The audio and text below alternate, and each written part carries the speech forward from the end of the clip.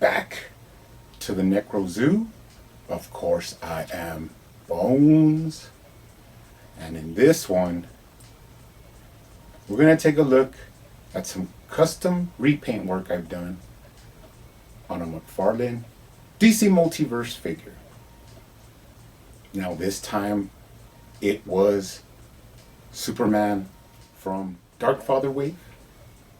At first, I was not going to repaint these figures, but once I started working on repainting the Darkfather, I went ahead and started thinking up things I wanted to do with the regular figures from the Wave.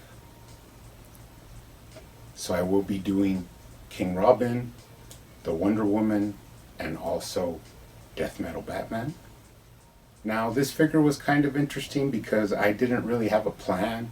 I had some ideas of what I wanted to do, but once I started painting and getting into it, then certain things came to me that I didn't know I was going to do.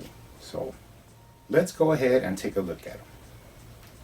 First off, I removed the head and I extended the peg for the head so that the head didn't really sit so low on the neck. This caused his cheeks to get bulged out, and for some reason I just thought in some positions his head looked really like scrunched down onto his body. So this gives him a little bit longer looking neck, but when you turn his head and stuff, it just gives him like a more confident stance with his head higher up, which is really cool. Another thing I didn't like was the eyes were like really separated, and if you see pictures of the original one, they're like one eye's here and then one eye's way over here. So what I did is I added some red to get them closer together, and then I actually bordered it in black, that way it wouldn't look so off. Now I'm pretty happy in the results of that. It looks pretty good. The only other thing I did was that there was that strand of hair that like was just right across his face that I did not really like. But instead of removing it, I heated it up and bent it back, and then I glued it into position where it wouldn't move around anymore. Another thing I did was add some blues to the hair just to give it a little bit of pop than the original one, because of course the original one was just all black, shiny black paint, and this one I added some flat black and then some blue in there with a little bit of shiny black just to give it a little bit of gloss. All in all, really happy with the head, the way it came out. Now moving down, the next thing I did is I did something that I don't normally do, is I tried my hand at a black wash.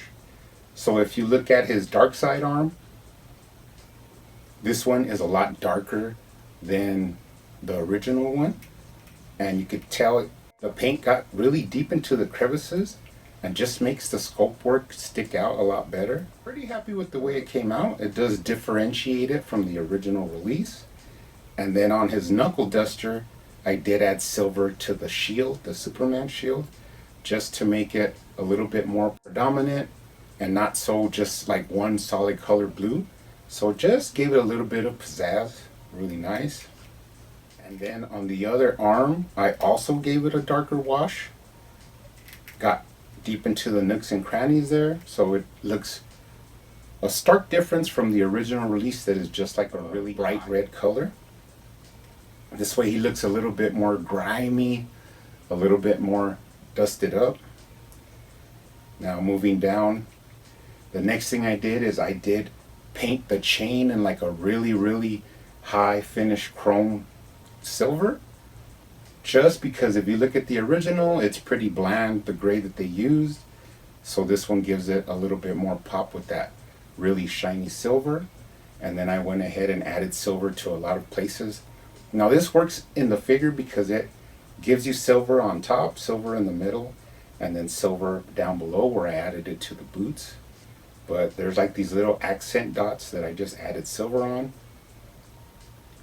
And like I said, moving down to the boots, now this was the biggest thing I had a hard time with, was because first I was going to keep them red, the boots, and I added all the metal parts in gold, and it looked really good on its own. But what was happening was that when you would look at it with the silver in the chains and then the silver on the knuckle duster, it just just offset the gold at the boots. It just did not look good. It clashed. So what I ended up doing was doing it again, and I did it this time in silver. And the more silver I added, then I started thinking, hey, it does look good. But then the red didn't really match well with the silver. So I said, screw it. I just started adding black. And I eventually ended up painting up the whole boots in like black. Some flat and some gloss to give a difference of like leather, and then some like flatter material that doesn't have so much shine. And then all the buckles in silver, and then the studs on the tips of his boots also in silver. Now, it's not what you would originally think it would be, but that's the good thing about customizing, is that whatever you imagine, you could make it, and if you like it, it appeals to your eye, then that's fine. If you don't like it, you could end up repainting it. So everybody has a different vision of what they want to do, and this is just the way I liked it better, with the all black, and then the accent of the red tassels from that are like the remnants of his cape. It just looks good to me, and it really separates it from the original release. So that's pretty cool. To me, it looks really nice. Take a look at it real quick from the bottom. I did seal the bottom as to not lose articulation. Then moving up, like I said, I just like the way it looks black with the red accent, and then the silver little, details on there. Just looks good to me, and I won't mind having them up there on my shelf. I also did the chain on the back, and then that's basically all I did. So not too much to it, but for me it was a fun little project. Like the way it came out, especially the head. I just think lifting up the head that little millimeter makes a big difference. So let's go ahead and bring in the original release.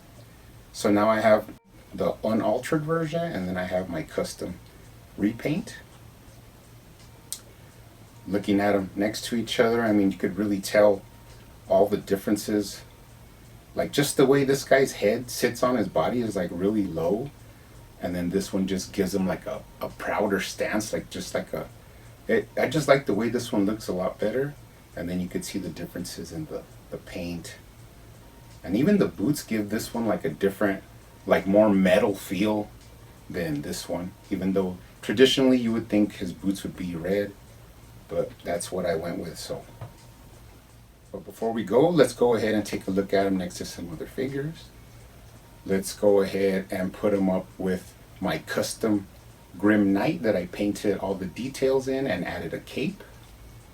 And some pretty sweet desert eagles. Then let's take a look at them next to my custom Last Night on Earth straight jacket Batman, which I completely added all the detail paint in and changed the head for the Joker inside the lantern.